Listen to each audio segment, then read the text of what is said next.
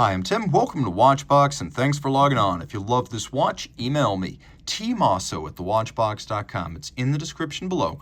It is your purchase and pricing email question line for buying this or any watch you see on any Watchbox platform. Email me for pricing, tmosso@thewatchbox.com. Today, the Grand Seiko Quartz GMT SBGN027, a 2022 launch, and I can hear the protests already. It's challenging when I tell people that they need to consider a battery-powered Japanese watch. It's almost as difficult as overcoming people's threshold of disbelief that the government, for example, has recovered alien artifacts. Well, that's going to break any day, so I don't have any work to do on that front. Grand Seiko, on the other hand, we need to drill down, but you will be a believer. And I have to admit that I overcame my threshold of disbelief because previously Grand Seiko GMTs had been huge watches. This is 39 millimeters in diameter in stainless steel, delightfully compact. The watch is only 12.3 millimeters thick, 45.5 millimeters from lug tip to lug tip, and then an even 50 millimeters from end link to end link with spacing of 19 millimeters between the lugs. Throw it on my wrist, 16 centimeters in circumference. Whether you are a Zeta Reticulan, a Gray, or a Reptilian, you will find that this is a versatile timepiece. You could even wear it on a male or female wrist with formal or informal attire. The two-tone combination of silver and black is elegant, and being thin as a quartz watch, it'll easily slide underneath a dress cuff. My 16 centimeter circumference wrist accommodates it easily. I believe you could wear it on a wrist as small as 14 centimeters circumference on the bracelet, on a strap, maybe 13 and a half. It could become a unisex option quite easily on a strap. And you'll note Grand Seiko continues to place strap tool holes on the lugs of its luxury watches, expecting that you may very well swap out for a strap, and I recommend their silicone dive straps in particular.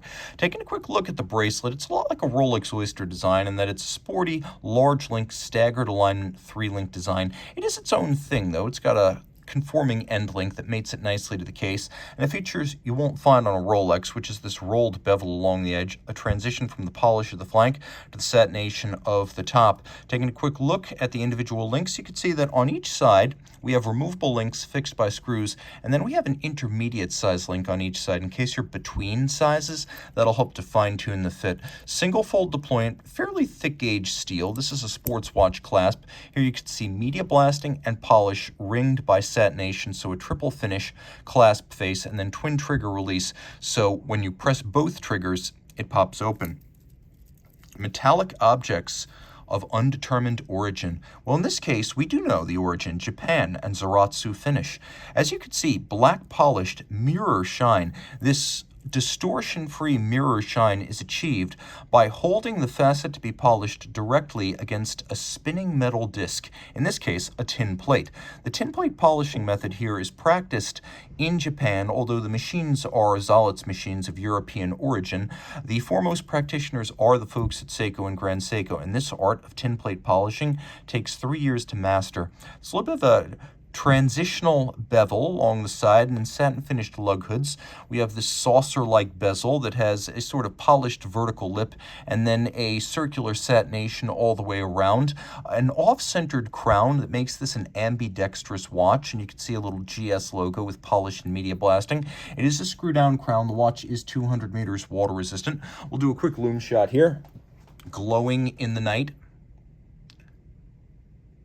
just like the Phoenix lights. And, as you can see, it also looms that second time zone, which is a useful feature for a dual-time watch. All right, inboard, we have a pair of semicircles, one black, one silver, so that you can read the 24-hour scale with an approximation of day and night. The way this works is we have this independently settable hour hand, so as you're traveling, your remote time, that is the time that doesn't change, say your home time or the time back at your home office, that's the 24-hour hand. You could set this 12-hour hand independently, and you can drive the date forward or backwards depending on which way you're traveling across the international date line. Now note the watch keeps on keeping on, ticking away when you're adjusting that primary time zone. Now you pull the crown out one more stop, and now you hack the movement, the hand stops, and you can adjust everything in sync. So it's a very elegant solution. And Grand Seiko dial furniture is out of this world. So I mean the logo, the indices, and the hands. When you take a look at them up close, you can see why these pieces are finished manually and then placed and caulked by hand on the dial. The dial base is a gloss black lacquer, and then we have the indices that are actually ribbed and textured across their top and then polished on their flanks like cut gems. The hands have razor-like angled flanks that are mirrored and then satination across their top. Really quite impressive stuff. We also have a caliber 9F86. Take a quick look at the reverse side. You can see the Grand Seiko Lion, and it's a solid case back. But the 9F series, it's like alien tech. You've got a quartz with a 3-year battery life, but it's a combination of thermocompensation with a manually adjustable quartz trimmer, which means this quartz movement is accurate to 10 seconds a year. Remember, standard quartz is plus or minus 15 seconds a month. Now, that quartz trimmer adjusts for drift in the quartz crystal over time. This is designed to be a lifetime movement, not just the lifetime of the owner, but the lifetime of the watch, which means you want to be able to service it decades down the road. Quartz crystals drift. They change their timing slightly, their frequency slightly. So that little trimmer allows the movement to be updated manually. Now, thermocompensation, typically in places that are really cold, like the bottom of the ocean or the vacuum of space, you will find that a quartz movement, like a mechanical movement, will start to deviate and keep worse time. A thermocompensation feature allows it to defeat that sort of drift due to temperature and continue keeping good time.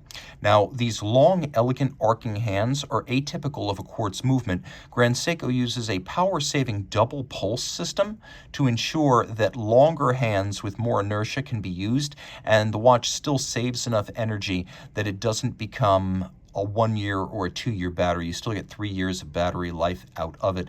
It's a 9-jewel movement. There's a lot of conventional watchmaking with lubrication, wheels, and pivots.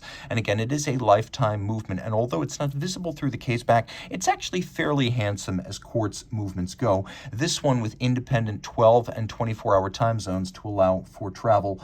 No matter how far you may be traveling, including several light years, this is the watch. Keep track of home time as well as local time, regardless of how far from your home or home planet you may be. Reach out to Team Mosso at thewatchbox.com for purchase and pricing details of this Grand Seiko Quartz GMT SBGN027.